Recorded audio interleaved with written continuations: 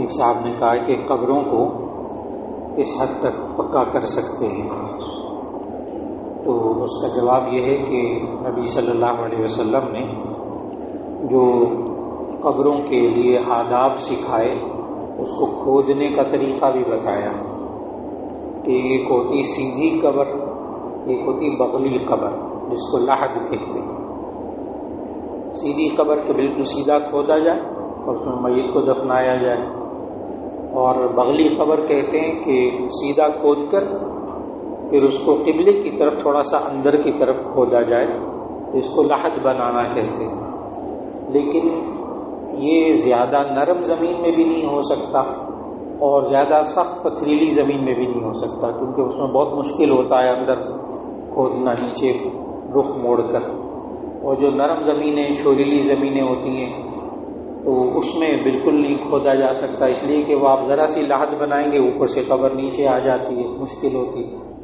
تو اس لیے قبر کھودنے کے لیے تو یہ بتایا کہ اور اتنی لمبی ہو جو انسان کے عام قد کے برابر ہو، تقریباً اس کی لمبائی 6 فٹ ہو جاتی ہے، چوڑائی جو ہے اس کی 3 فٹ بہت کافی ہوتی ہے تاکہ اندر آسانی سے اتارا جا سکے۔ پھر اوپر ڈھکنے کے لیے بعض لوگ پتھر رکھ دیتے ہیں، بعض لوگ سلیبیں رکھ دیتے ہیں، بعض لکڑی کے تختے رکھ دیتے ہیں، وہ کسی بھی طریقے سے ڈھانپا جا سکتا ہے اس کو تاکہ مٹی میت کے اوپر نہ گرے۔ پھر نبی صلی اللہ علیہ وسلم جو اوپر بتایا نا، وہ تو کچی قبر بنانے کو کہا نبی صلی اللہ علیہ وسلم، اور اتنی اونچی جتنی کہ اونٹ کی کوہان ہوتی ہے۔ اگر اونٹ کی کوہان کا حساب لگایا جائے تو ایسی صورت میں یہ زیادہ سے زیادہ 1 فٹ اونچائی، 1 فٹ اونچائی اونٹ کی کوہان کی طرح، اور کچی مٹی، کچی قبر۔ سنگ مرمر لگانا بھی خلاف سنت ہے، سنت کے مطابق نہیں ہے۔ سیمنٹ لگانا بھی خلاف سنت ہے۔ ہاں آپ سمجھتے ہو بارشوں وغیرہ کی وجہ سے اس پر آپ لپائی کر دیں، توڑی وغیرہ ملا کر یہ لپائی کرتے، سیمنٹ نہ لگوائیں۔ اونٹ کی کوہان کی طرح بنانی ہو تب بھی سیمنٹ نہ لگوائیں کہ پکی قبر بنانا۔ نبی صلی اللہ علیہ وسلم کے زمانے میں سیمنٹ نہیں ہوتا تھا، وہاں اس وقت جس ہوتا تھا، جیم سواد جس، جس کو آپ لوگ چونا کہتے ہیں۔ اس وقت سیمنٹ کیسے بنتا تھا کہ چونے اور مٹی کو ملا کے لگاتے تھے تو وہ سیمنٹ بن جاتا تھا۔ تو نبی صلی اللہ علیہ وسلم نے، اور اس دور میں ایک اور چیز ہوتی تھی جس کو آپ گاچنی کہتے ہیں، گاچنی والی مٹی، اس کی بھی لپائی کر دیں تو وہ بڑی سیمنٹ کی طرح ملتی جلتی ہو جاتی ہے، پکی۔ تو وہ نبی صلی اللہ علیہ وسلم نے وہ جس سے پکی کرنے سے بھی منع کیا۔ اس کا مطلب ہے کہ سیمنٹ وغیرہ بالکل نہیں لگانا چاہیے، سنگ مرمر بھی بالکل نہیں لگانا چاہیے۔ ہاں البتہ اگر آپ کو معلوم ہو کہ یہاں بہت زیادہ پانی آتا جاتا ہے اور نرم زمین ہے، اس کے دائیں بائیں اینٹوں سے اتنا سہارا دے دینا، اتنی اینٹ رکھ دینا، لگا دینا کہ جس سے کہ قبر بیٹھ نہ جائے، گنجائش موجود۔ اسی طرح بعض اب قبرستانوں میں زمین میں نمی کی وجہ سے اور نرم زمین ہونے کی وجہ سے اتنا ہوتا ہے کہ وہ میت کو قبر میں اتارنا بھی مشکل ہوتا ہے، تو پھر وہ دائیں بائیں اندر اینٹیں کھڑی کر دیتے ہیں۔ تو جائز اینٹیں کھڑی کر دینا اندر، دیوار بنا کے پھر اندر دفنانا جائز، لیکن بوقت ضرورت۔ عام حالات میں اگر مٹی ہو، گر نہ رہی ہو، قبر میں اتارنا ممکن ہو، تو ایسی صورت میں اندر جو ہے وہ اینٹیں نہیں لگانی چاہیے، پکی نہیں قبر۔ اور میں عرض کروں کہ اگر یہ والا طریقہ اختیار کیا جائے جو نبی صلی اللہ علیہ وسلم نے بتایا قبروں کے لیے، کہ صرف کچی قبر بنائی جائے، تو پورے لاہور کے لیے نہ صرف اکیلا قبرستان میانی صاحب کافی ہو جاتا۔ یہ صرف اور صرف پکی قبریں بنانے کی وجہ سے جگہ نہیں رہی، ورنہ یہ اللہ کا نظام ہے نا۔ اب تو ہمارے معاشرے کے اندر پوتے دادا کی قبر پہ جائیں، یہ تو تقریباً میں کہوں گا کہ 1% کوئی ہوں گے جو دادا کی قبر پہ جاتے ہوں گے۔ اب تو والدین کی قبر پہ جانا بھی مشکل ہو گیا۔ نتیجہ یہ ہے کہ 1-2 نسلیں جائیں گی قبر پر، پھر بارشیں ہوں گی، وہ بہہ جائے گی، مٹی بیٹھ جائے گی، وہیں اور قبریں بنا سکتے ہیں۔ تو یہ اللہ کا نظام تھا۔ اور اب بھی لاہور کے اندر چند قبرستان ایسے ہیں جو بہت سے فکر مند حضرات نے بنائے ہیں الحمدللہ سوسائٹیز کے اندر، تو وہاں انہوں نے لکھ کر لگایا ہوا ہے کہ جی ہاں پکی قبر آپ نہیں بنا سکتے۔ ظاہر ہے 2-3 نسلوں کے بعد جگہ خالی ہو جائے گی۔ البتہ اس کے اوپر اتنی نشانی رکھ دینا کہ قبر کے سرانے کہ جس سے پتہ چل جائے، نام لکھ دیں کہ بھی ان کی قبر ہے تاکہ کوئی آئے دعا کے لیے، فاتحہ پڑھنے کے لیے، درست، لیکن وہ جناب پوری آیتیں اور پتہ نہیں کیا کچھ اس کے اوپر لکھ کر قبر کے اوپر وہ لگانا، یہ بھی سنت کے مطابق نہیں ہے۔ بس اتنا ہو جائے کہ تعارف کیا ہے، پہچان ہو جائے قبر کی، کافی ہے۔ جی، اب بھائی صاحب نے سوال کیا کہ اگر ٹھیک ہے آپ نے بتایا کہ بھی مٹی گر رہی ہے اور کھڑا نہیں ہو سکتے، تو ایسی صورت میں کیا وہ اینٹیں لگا کر، اینٹوں کی دیوار بنا کے پھر اندر پلستر کر سکتے ہیں؟ تو اس کا جواب یہ ہے اس سے بچنے کی کوشش ہو جائے۔ اگر اینٹیں لگا کر گزارا چلتا ہے بالکل ٹھیک، اگر آپ سمجھتے ہیں کہ اگر اینٹیں صرف لگائیں تو یہ ہم میت کو قبر میں اتارنا مشکل ہو جائے گا، پھر اینٹیں بھی گریں گی اس وقت پھر اس کو سیمنٹ لگا کے پورا کرنا اس کی گنجائش موجود ہے، لیکن بھرپور کوشش کے کم سے کم پکا کرنے سے بچا جائے۔ جی بس جی ہاں، ایسا میں سوال کیا اگر مٹی میں بھی بعض لوگ سیمنٹ ملا کر اوپر لیپ کو لپائی کر دیتے ہیں، بچنا چاہیے۔ نہیں، نبی صلی اللہ علیہ وسلم نے وہ گچ لگانے سے، یعنی گاچنی لگانے اور چونا لگانے سے بھی منع کیا، تو اس لیے معلوم ہوا کہ اسے بچنا چاہیے۔ اور پھر یہ ہے کہ اب آج کل ایک اور رواج کہ جی وہ جو سلیبیں اندر رکھتے ہیں نا اس پر کلمہ لکھتے ہیں، یا کفن کے اوپر کلمہ لکھتے ہیں، یہ سب باتیں خلاف سنت، یہ سب باتیں خلاف سنت، یہ نہیں سنت طریقہ نہیں بلکہ بے ادبی ہے۔ بعض لوگ میت کے ساتھ آج کل بہت اس کو سمجھانا پڑتا ہے، وہ بیچارے قبرستان میں میت کے ساتھ سورہ یاسین وغیرہ رکھتے ہیں، میت کے ساتھ دفن کرتے ہیں، نعوذ باللہ من ذالک۔ ان باتوں سے بچنا چاہیے، قرآن حکیم کی بے ادبی ہے، اس سے بچنے کی کوشش ہو جائے۔ ایک صاحب نے کہا کہ 7.5 تولے سے زیادہ سونے کی وجہ سے زکوٰۃ فرض ہو گئی، ابھی اس کو قسط وار ادا کر رہے ہیں، بچت نہیں ہے، تو قربانی کا کیا حکم ہوگا؟ اچھا، یہ اصل میں اگر تو 7.5 تولے کا زیور بنوا لیا لیکن ابھی اس کو قسطیں دینی ہیں، تو ایسی صورت میں جتنے پیسے آپ نے ابھی اس زیور کے دینے ہیں نا وہ آپ کے ذمے قرض ہے۔ اب 7.5 تولے پورا زکوٰۃ میں شمار نہیں ہوگا۔ اب آپ دیکھیں آپ مالک کتنے تھے، باقی جتنے پیسے دینے اتنے تولوں کو نکال دیں تو زکوٰۃ بھی فرض نہیں ہوگی، قربانی بھی فرض نہیں ہوگی۔ اور اگر وہ 80,000 روپے کے قریب ظاہر بنتے ہیں، 1 تولہ بھی ہوگا نا اپنی ملکیت میں اور 7 پیسے ہوں گے تو اس پر زکوٰۃ اور قربانی فرض ہو جائے گی۔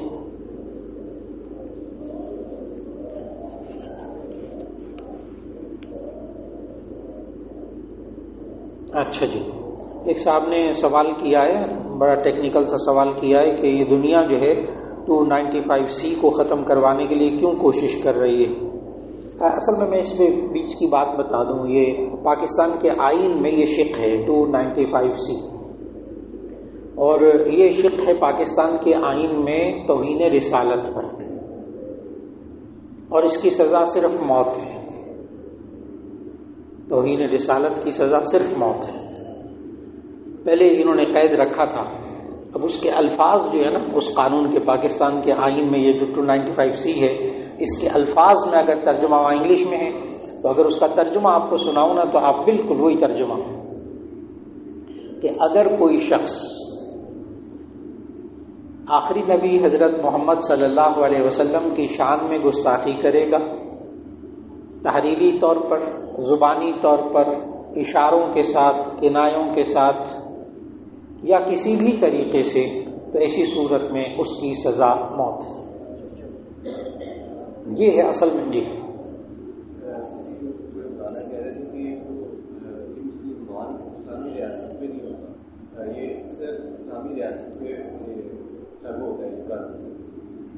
اسلامی ریاست میں اسلامی کا مناسب ہوتا ہے، اگر اسلامی ریاست نہیں ہے تو اس میں قانون نافذ نہیں ہوگا، صحیح بات ہے؟ ٹھیک ہے۔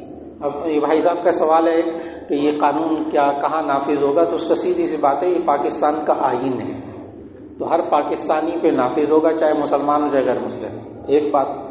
دوسری بات یہ ہے کہ کیا یہ والا قانون اسلامی ریاست میں ہوتا ہے، تو اس کے لیے اطلاع عرض ہے کہ پاکستان کی جو ریاست ہے وہ اسلامی ہے، اسلامی جمہوریہ پاکستان، اس کا آئین اسلام کے مطابق ہے، عمل نہیں کرتے اور کوئی عمل نہیں کرتا، کوئی مسلمان ہی نہیں ہے اس میں سے، فلاں نہیں ہے، یہ سب باتیں ایک طرف لیکن یہ طے فرما لیجئے کہ یہ اسلامی جمہوریہ پاکستان ہے اور یہ ایک اسلامی ریاست ہے. اب آگے جتنی کوتاہیاں وہ بیان کرتے جائیے، اس کی اجازت ہے. جی اسلامی ریاست میں کوئی نان مسلم اگر ایک کرتا ہے تو اس کا کیا ہوگا؟ بہت اچھا سوال کیا ہے بھائی صاحب نے. سوال کیا کہ اگر کوئی غیر مسلم اسلامی ریاست میں اس کی خلاف ورزی کرتا ہے تو کیا اس پر بھی یہ سزا ہوگی؟ تو اس کا جواب ہے کہ یہی مشکل ہے، دنیا اسی وجہ سے ختم کرنے کو لگی. وہ آسیہ بی بی جو تھی وہ عیسائی تھی نا، جس کو باہر بھیجا گیا، اور اس سے پہلے بھی کئی کیسز میں بھیجا گیا کئی لوگوں کو. تو وہ لوگ کسی مسلمان کو اگر پھانسی دی جائے گی انشاءاللہ باہر سے کوئی نہیں آئے گا پوچھنے. باہر سے پوچھنے جب آئے گا جب کوئی عیسائی ہوگا یا کوئی یہودی ہوگا. بہت اچھی طرح ذہن میں رکھیں کہ باہر سے ہوائی جہاز بھی پورا آئے گا اور اس پوری فیملی کو لے کر باہر جائے گا، وہ جیل سے باہر چھوڑوا کے لے کے جائیں گے. نہیں ہے تو پھر آپ کے ڈالر بند ہو جائیں گے، آپ کی آمدن بند ہو جائے گی، آپ بھوکے مر گئے. اور اگر مسلمان کسی پر نافذ کر دیں گے پھر بے فکر ہیں، کوئی نہیں آتا باہر سے، وہ جتنا مرضی مسلمانوں کو مارے آپ. تو اصل میں یہ 295C کو ختم کرنا کس کے لیے؟ تاکہ عیسائی جو ہے وہ نبی صلی اللہ علیہ وسلم کی ہماری اسلامی جمہوریہ پاکستان میں توہین بھی کریں تو آپ کچھ نہ کر سکیں. ساری کہانی میں نے آپ کو بتا دی، ساری کہانی. اب آپ کا سوال جو بیچ میں قانونی بات رہ گئی کہ جی یہ غیر مسلم ہے، اس پر کیسے نافذ ہوتا ہے؟ تو اس کا جواب یاد رکھ لیجئے گا. ہر وہ غیر مسلم جو پاکستان میں رہتا ہے اور اس کو شناختی کارڈ جاری ہوا ہے، شناختی کارڈ اس کو جاری ہوا ہے، یا آپ نے اس کو ویزا دیا ہے، تو ایسی صورت میں اس نے قانونی طور پر سائن کیے ہیں اس بات پر کہ میں اس ملک کے تمام قوانین پر عمل کروں گا، اور وہ شرعی طور پر اسلامی طور پر ذمہ کہلاتا ہے. ذمہ، زال میم یہ ذمہ، یہ حدیث کا لفظ، قرآن کا لفظ ذمہ. وہ غیر مسلم، وہ عیسائی، وہ ہندو، وہ سکھ، وہ یہودی جو پاکستان میں آ کر رہے اور پاکستان کے قوانین پر عمل کر کے یہاں اس کو شہریت دے دی گئی یا اس کو ویزا دے دیا گیا، ایسی صورت کے اندر وہ پاکستانی سارے قانون اس پر لاگو ہوں گے، سارے قانون اس پر لاگو ہوں گے. چوری کے قانون، فلاں کے قانون، فلاں کے قانون سب لاگو ہوں گے.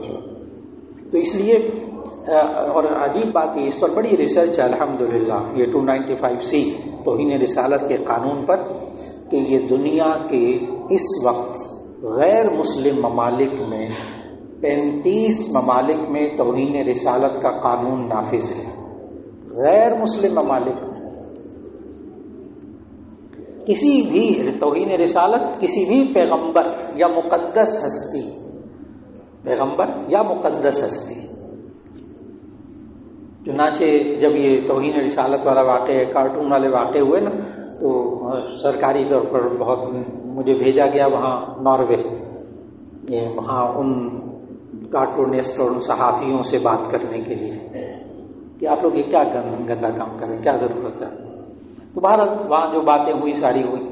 تو ان لوگوں نے سارے لیکچر کے بعد کیا کیا، ایک صحافی کھڑے ہوئے تو وہ کہنے لگے کہ اگر ہم نے محمد صلی اللہ علیہ وسلم کے کارٹون بنائے ہیں نعوذ باللہ، تو آپ عیسیٰ علیہ السلام کے کارٹون بنا لیں، ہم کچھ نہیں کہیں گے. اس کا جو جواب جب میں نے دیا نا، ان کو توقع نہیں تھی اس جواب کی. میں نے عرض کیا کہ ہمارے نزدیک قرآن میں اللہ تعالیٰ نے ہمیں حکم دیا ہے کہ ہم تمام پیغمبروں پر ایمان لائیں، اور عیسیٰ علیہ السلام اللہ کے پیغمبر ہیں، ہمارا ان پر ایمان ہے کہ وہ اللہ کے پیغمبر ہیں. ان کی کتاب کو ہم اللہ کی آسمانی کتاب مانتے ہیں، انجیل کو، بائبل کو، یہ ہمارے ایمان میں ہے. میں نے کہا جس طرح محمد صلی اللہ علیہ وسلم کا کارٹون بنانا گناہ ہے، اس طرح ان کا بھی بنانا گناہ ہے. اس پر پھر خاموشی چھائی. اب میں نے ایک اور سوال کر دیا ان سے. میں نے کہا کہ مجھے یاد نہیں پڑتا کہ میں نے اپنی پوری زندگی میں کبھی ملکہ برطانیہ کے اوپر بنا ہوا کارٹون کسی کتاب میں یا کسی اخبار میں دیکھا ہو. مجھے اس کی وجہ چاہیے. ملکہ برطانیہ کا کارٹون سوال ہی پیدا نہیں ہوتا نا، سوال ہی پیدا نہیں ہوتا. کیوں؟ میں نے کہا صرف ایک جواب ہے، تقدس. صرف ایک جواب ہے، تقدس. آپ کے ذہنوں میں ان کا تقدس، بالکل ٹھیک. تو بات مکمل ہو گئی. تو یہ 295C اصل میں یہ ہے توہین رسالت کی سزا اور اس کا قانون. اور یہ ایسے ہی نہیں نافذ ہو گیا، یہ بھی ذہن میں رکھیے گا. یہ 295 یہ نہیں ہے کہ ایم پی ایم این اے سارے اکٹھے ہو گئے تو انہوں نے مل کے قانون بنا دیا. یہ نہیں ہوا. اس کے پیچھے قرآن مجید کی آیات پیش کی گئیں، احادیث پیش کی گئیں، سورہ احزاب کی آیات پیش کی گئیں، تب جا کر یہ قانون بنا پاکستان میں. اس کو ختم کرنا اتنا آسان نہیں ہے. ایک صاحب کہتے ہیں کیا ربیب کو زکوٰۃ دے سکتے ہیں؟ اچھا، بڑا ٹیکنیکل لفظ. ربیب اصل میں کہتے ہیں ایک عورت، اس نے شادی کی، اس کے بچے ہوئے، شوہر فوت ہو گیا یا طلاق دے دی. اب اس عورت سے ایک اور شخص نے شادی کر لی، اس عورت نے عقد ثانی کر لیا، اب یہ بچے بھی اس کے پاس رہتے ہیں. تو یہ جو بچے ہیں نا، سابقہ شوہر کے بچے، یہ ربیب کہلاتے ہیں. سابقہ شوہر کے بچے ربیب کہلاتے ہیں. تو انہوں نے یہ پوچھا ہے کہ ربیب، قرآن مجید میں بھی نا 4 پارے کے آخر میں اس رشتے کا ذکر ہے، اور جہاں اللہ تعالیٰ نے 12-13 رشتے بتائے ہیں نا محرمات ابدیہ، تو اس میں ہے وَرَبَائِبُكُمُ اللَّاتِي فِي حُجُورِكُمْ، اور تمہاری وہ ربیبہ وہ لڑکی جو سابقہ شوہر سے ہو. تو یہ غیر محرم ہوتی ہے، لیکن اس شوہر کے لیے وہ محرم ہو جاتی جب اسے شادی کرتی، لیکن یہ وارث نہیں بنتی. یہ وارث نہیں بنتی. ربیبہ سابقہ شوہر کی بیٹی، یہ اس موجودہ سوتیلے باپ کی وارث نہیں بنے گی. ہم اس کو سوتیلا باپ کہتے ہیں نا، اب آپ کو ایک دم سمجھ میں آ گیا. تو سوتیلے باپ کی وارث نہیں بنے گی. اسی لیے اسی طرح ایک اور پیچیدہ مسئلہ بہت یہ عام ہے کہ یہ جو متبنہ ہے نا، متبنہ جو اڈاپٹ کرتے ہیں بچہ، لڑکا یا لڑکی اڈاپٹ کرتے ہیں، اور اس کو اڈاپٹ کرنے والی خاتون نے دودھ نہ پلایا ہو بچپن میں، تو ایسی صورت میں یہ متبنہ بھی وارث نہیں بنتا، نہ لڑکا نہ لڑکی.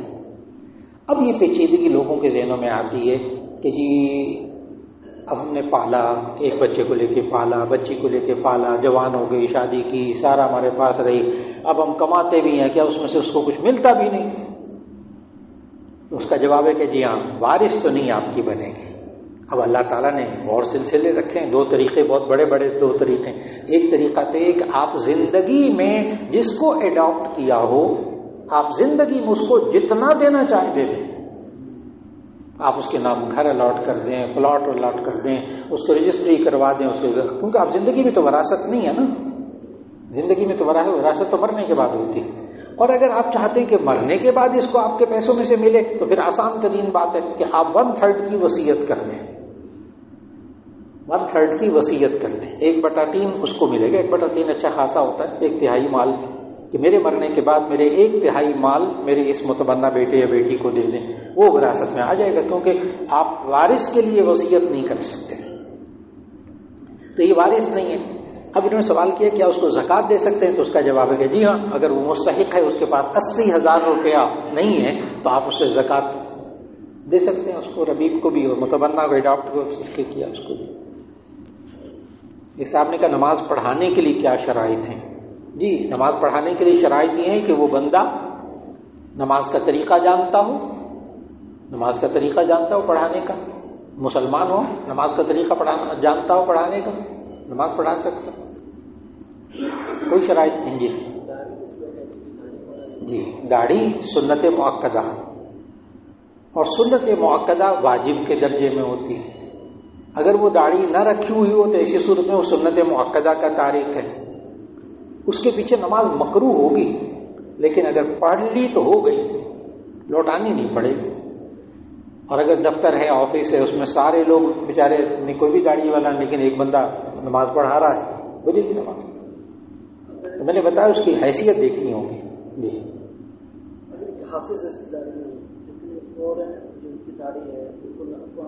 بھائی صاحب نے سوال کیا ہے کہ ایک حافظ ہے لیکن داڑھی نہیں ہے اس کی، دفتر میں، آفس میں حافظ صاحب ہیں لیکن داڑھی نہیں ہے، اور ایک داڑھی والا ہے وہ حافظ نہیں ہے.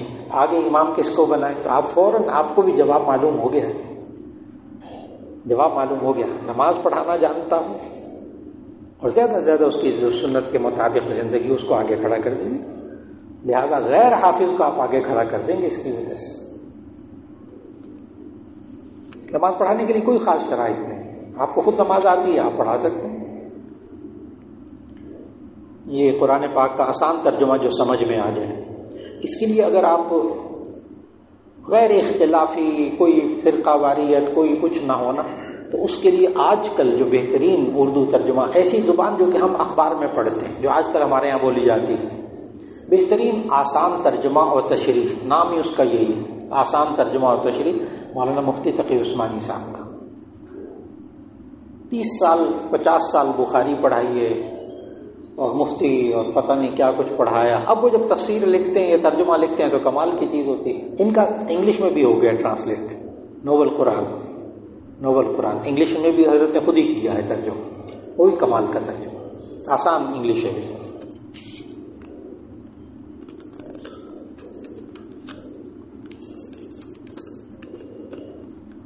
ایک صاحب نے کہا کہ ہم اکثر نہانے کے بعد باڈی سپرے یا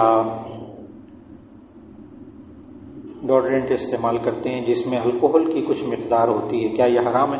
جی، یہ جتنے باڈی سپرے ہیں، پرفیوم ہیں، پروفیسیز ہیں، یوڈی کلون ہیں، یہ سارے کے سارے ان میں الکوہل ہی ہوتا ہے۔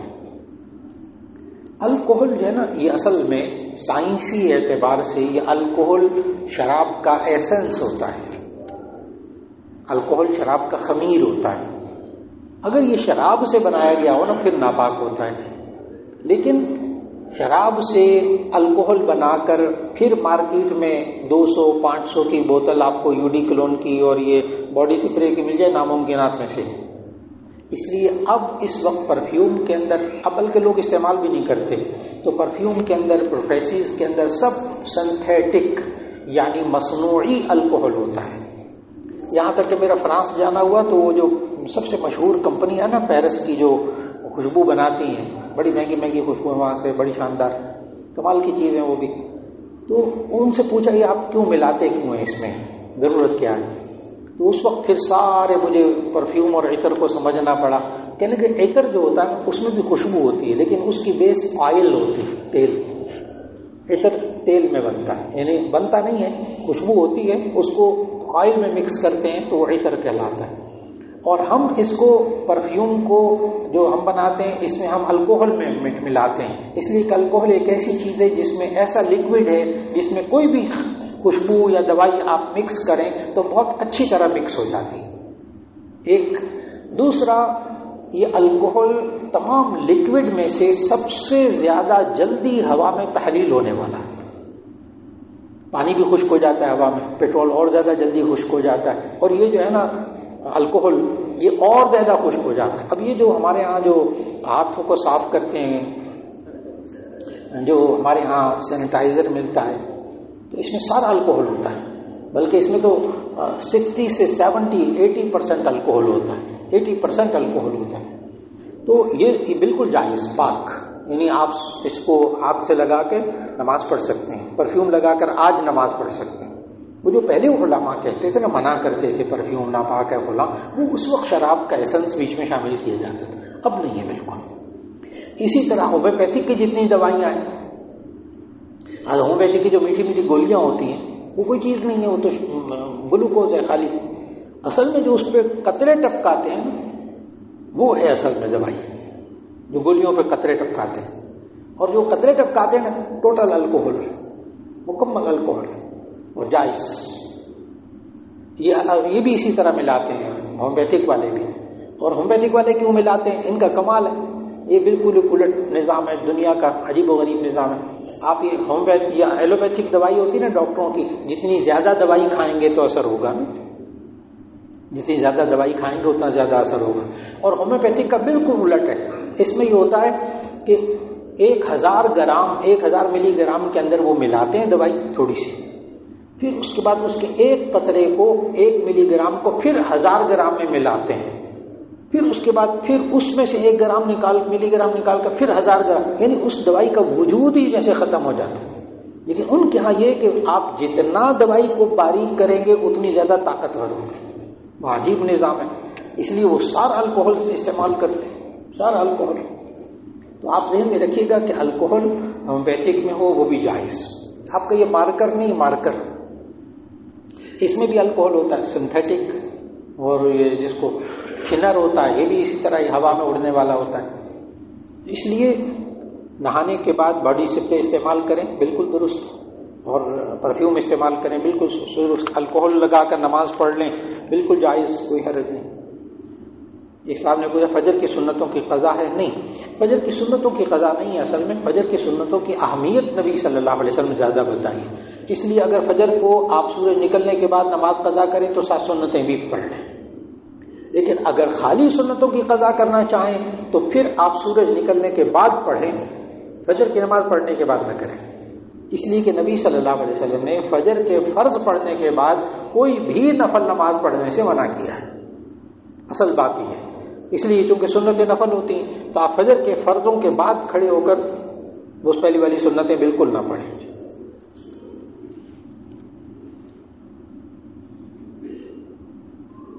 لائف سٹاک کا کاروبار، آج کل جانوروں میں بیماری آئی ہوئی ہے، کام شروع کرنے سے پہلے استخارہ کر لیا جائے یا کوئی دعا کر لی جائے؟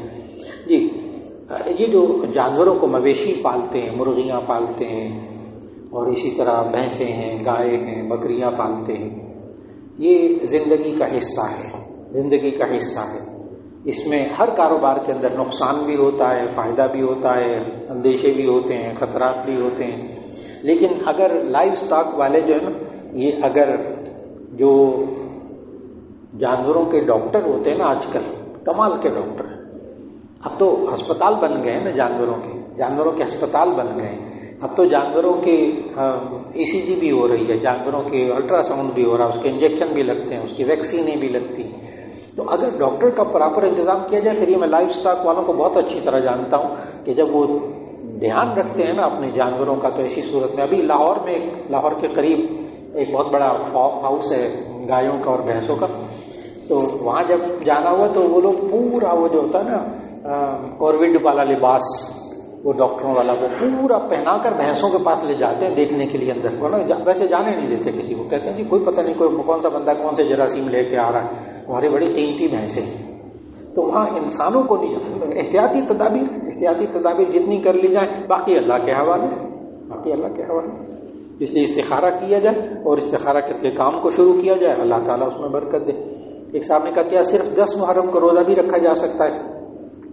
اصل میں نبی صلی اللہ علیہ وسلم رکھتے ہی 10 محرم کا روزہ تھے، لیکن آخر میں ایسا ہوا کہ نبی صلی اللہ علیہ وسلم کو پتہ چلا کہ مدینے کے یہودی بھی روزہ رکھتے ہیں، تو نبی صلی اللہ علیہ وسلم نے فرمایا تم یہود کی مخالفت کرو، خالف الیہود، یہود کی مخالفت کرو، اور پھر فرمایا حدیث میں، جامع ترمذی کی حدیث ہے، اگر میں آئندہ سال زندہ رہا تو 10 تاریخ کے ساتھ 9 کا ملا کر روزہ رکھوں گا۔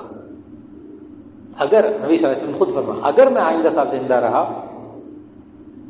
تو میں 9 تاریخ کا بھی ساتھ ملا کر روزہ رکھوں گا، اور آئندہ سال محرم آنے سے پہلے ربیع الاول میں نبی صلی اللہ علیہ وسلم کا وصال ہو گیا، لہذا اب سنت غیر مؤکدہ 9 اور 10 کا روزہ رکھیں، اگر 10-11 کا روزہ رکھ لیا وہ بھی جائز، یعنی ساتھ ملا لیا جائے، مقصود یہ ان کی مخالفت۔ اگر صرف 10 کا روزہ رکھا جائز اب بھی ہے، اور یہ سنت غیر مؤکدہ رکھ لیا جائے تو ثواب بھی بہت زیادہ۔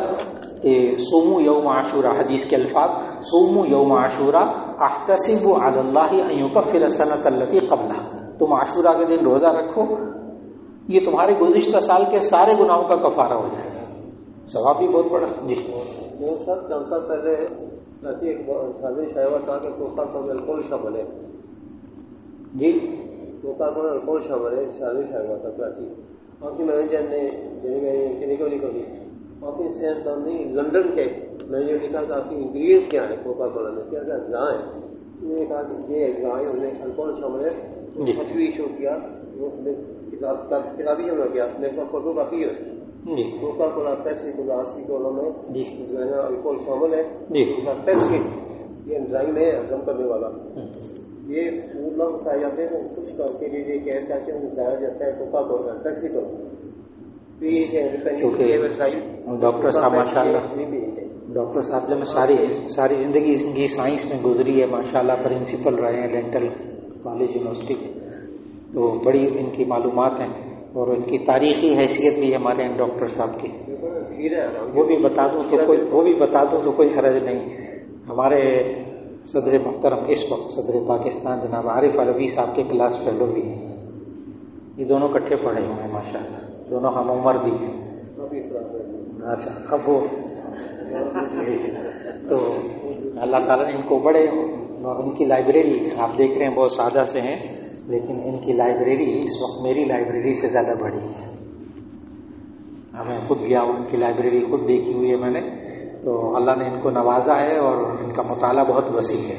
اس لیے وہ جو کہہ رہے ہیں، جو پڑھا انہوں نے مطالعہ کیا، اس کی میں تصدیق کر دیتا ہوں. لیکن یہ کہ جو میرا مطالعہ اپنا ہے پیتھالوجی کے حوالے سے اور کوکا کولا کا اور یہ سب کا، تو اس میں دراصل ایک چیز آتی ہے اینٹی جوس یعنی یہودیوں کی مخالفت. یہ ایک سوچ ہے، یہ ایک فکر ہے جس کی وجہ سے یہودی جتنی چیزیں ہیں، یہ لکس ہے اور فلاں ہے. اور ایک آپ نے دیکھا وہ اینٹی قادیانی سوچ، بہت اچھی سوچ ہے اینٹی قادیانی کے. تو وہ قادیانیوں کی مصنوعات کی ایک فہرست دیتے ہیں کہ بھئی یہ بھی استعمال مت کرو. اسی طرح اینٹی جیوز جو ہے وہ ایک مسلسل ایک سوچ ہے. تو میں نے جو جواب دینا تھا وہ دے دیا.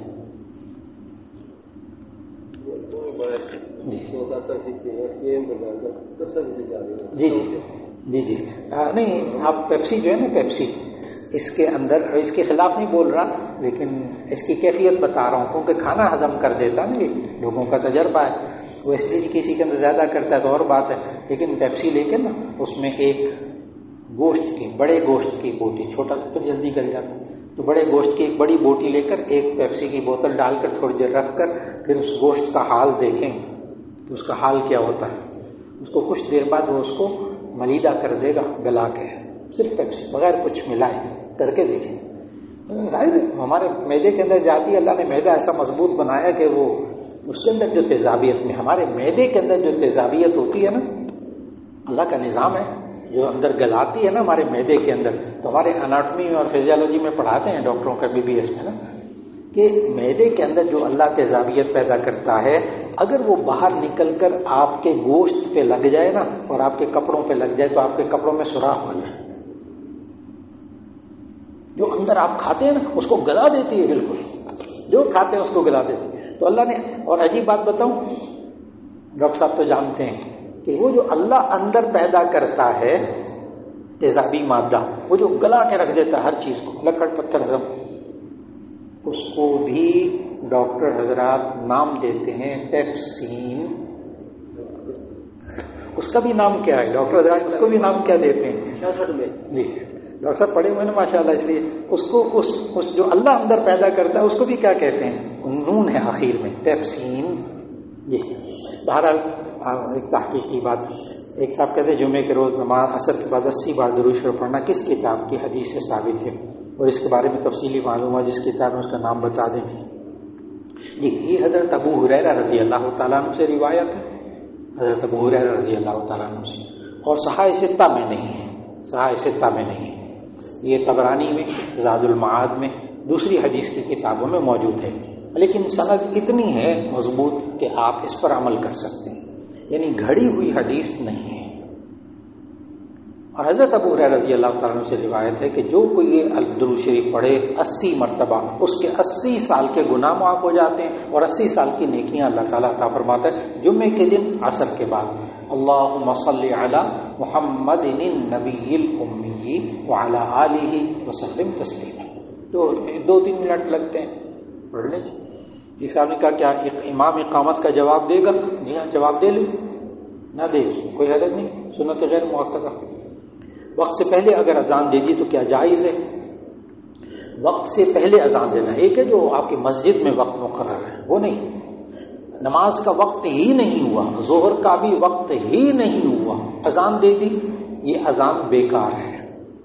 جب وقت ہو جائے پھر دوبارہ اذان دے دیں، یہ دوبارہ اذان دے. وقت سے پہلے اذان ہے ہی نہیں، کیونکہ اللہ تعالیٰ نے قرآن مجید میں فرمایا ان الصلاۃ کانت علی المؤمنین کتابا موقوتا، کہ نماز وقت مقررہ پر فرض ہوتی ہے. جب نماز کا وقت نہیں ہوا، اس سے پہلے کوئی نماز پڑھے تو وقت ہی نہیں ہوا، بھی فرض ہی نہیں ہوا، تو پڑھ کیا رہا ہے بیچارہ؟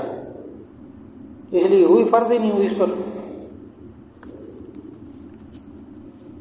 ایک صاحب نے بعض لوگ خدا کو بھی مانتے ہیں اور بھگوان کو بھی، تو کیا جائز ہے؟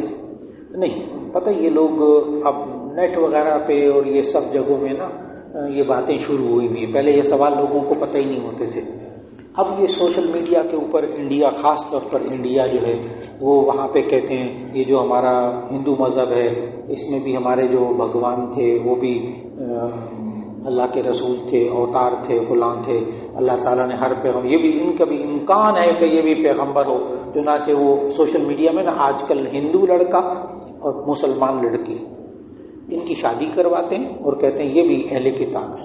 نعوذ باللہ من ذالک، ہم اہل کتاب صرف اس کو مانتے ہیں جس کو قرآن نے اہل کتاب کہا، باقی اس کے علاوہ باقی مذاہب ہیں، ہم یہ نہیں کہتے کہ بھی وہ ان کا کوئی پیغمبر نہیں تھا، نہیں، ہم تو اس کی تصدیق کریں گے جو قرآن اور حدیث میں ہے بس۔ تو اس لیے یہ کہنا کہ خدا کو بھی مانتے ہیں اور بھگوان کو بھی مانتے ہیں تو ایسی صورت میں یہ شرک کہلاتا ہے، ایسے توبہ کرنا ہوگا، توبہ کر کے دوبارہ کلمہ پڑھنا ہوگا، ایک خدا، صرف ایک خدا۔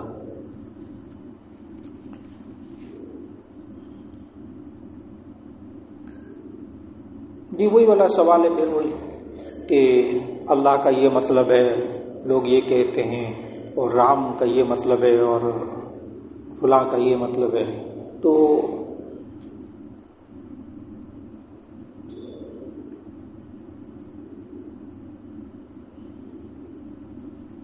جی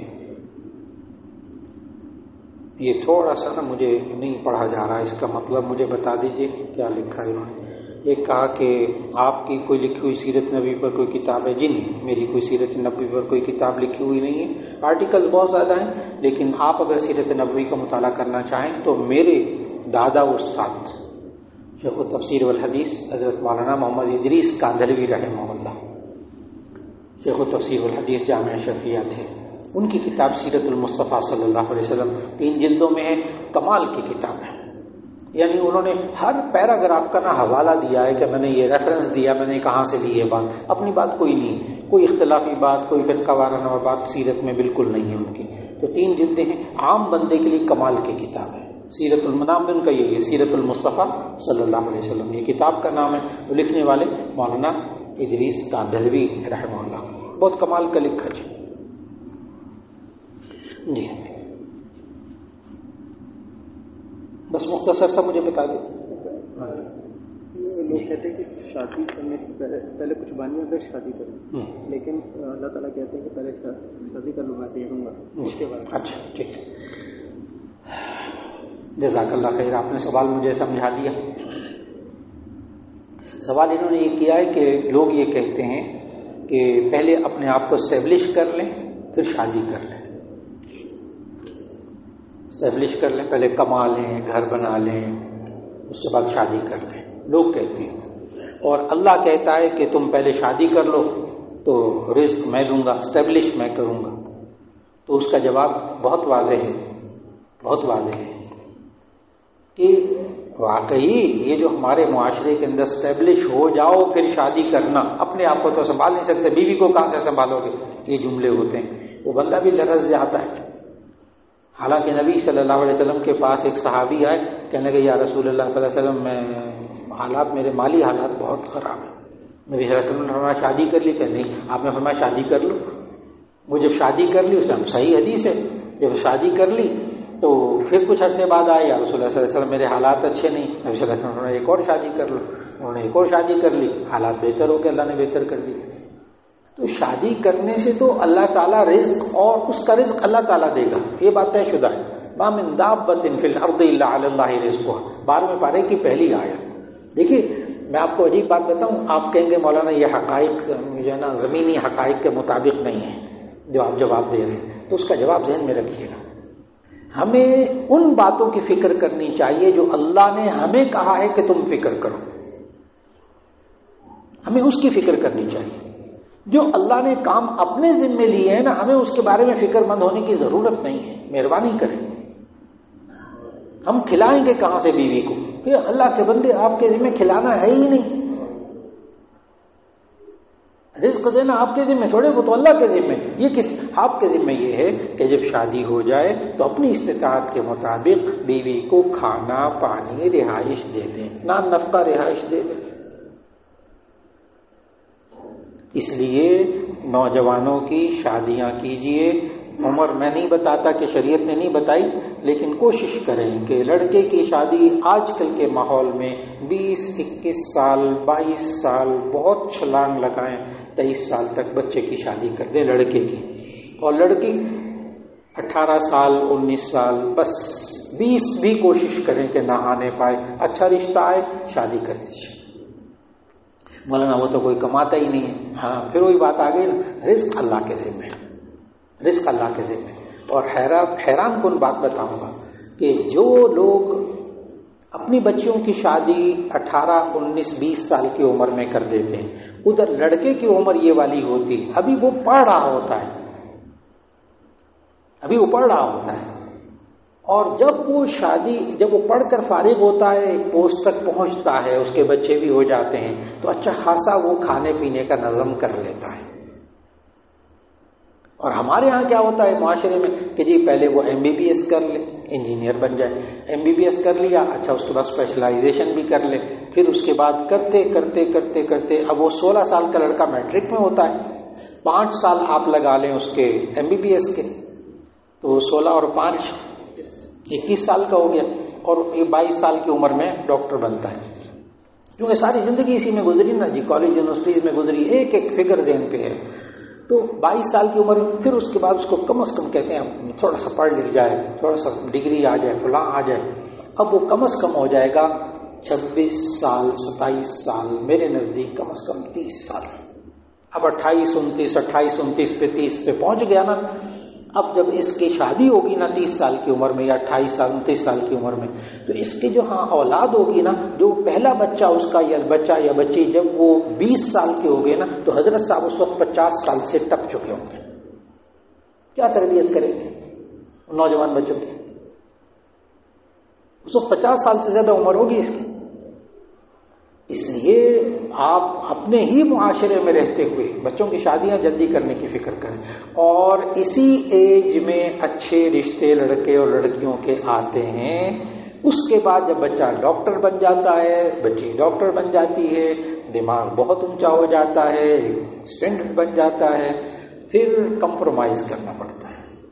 میں نے جو لفظ کمپرومائز بولا نا، اس کے پیچھے بڑی آندیاں ہیں، بڑی تاریکیاں ہیں اس کے پیچھے، جو لفظ کمپرومائز بولا ہے، پھر کمپرومائز کرنا پڑتا ہے، پھر کچھ چیزوں کو نظر انداز کرنا پڑتا ہے۔ اس لیے مہربانی کیجیے، ڈاکٹر بن گیا بچہ، بس فٹافٹ 21-22 سال کی عمر میں شادی کر دیں، بعد میں کرتا رہے گا اسپیشلائزیشن، 3 بچوں کے ساتھ لوگ PhD کرتے ہیں، MPhil کرتے ہیں، اسپیشلائزیشن کرتے ہیں، 3 بچے ہو جاتے ہیں، جنہوں نے پڑھنا ہوتا ہے وہ پڑھتے رہتے ہیں، بعد میں بھی پڑھتے رہتے ہیں، لیکن بچوں کی شادیاں جلدی کرتے ہیں۔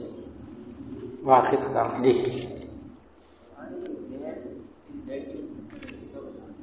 ایگزام کے لیے وظیفہ ایگزام ہو چکا،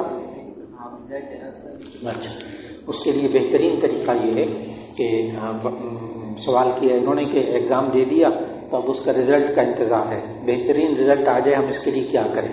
تو اس کے لیے 5 وقت کی نماز اور اللہ سے مانگنا ہے، اللہ سے مانگنا ہے، اور کثرت کے ساتھ یہ صاحب ہمیشہ کوشش کریں نماز کے بعد سورہ فاتحہ پڑھیں اور اللہ تعالیٰ سے دعا مانگیں، صرف سورہ فاتحہ اللہ تعالیٰ سے مانگیں کہ اللہ ہمیں کامیابی عطا فرما، انشاءاللہ العزیز اللہ کامیابی عطا فرمائے گا۔ السلام علیکم ورحمۃ اللہ وبرکاتہ۔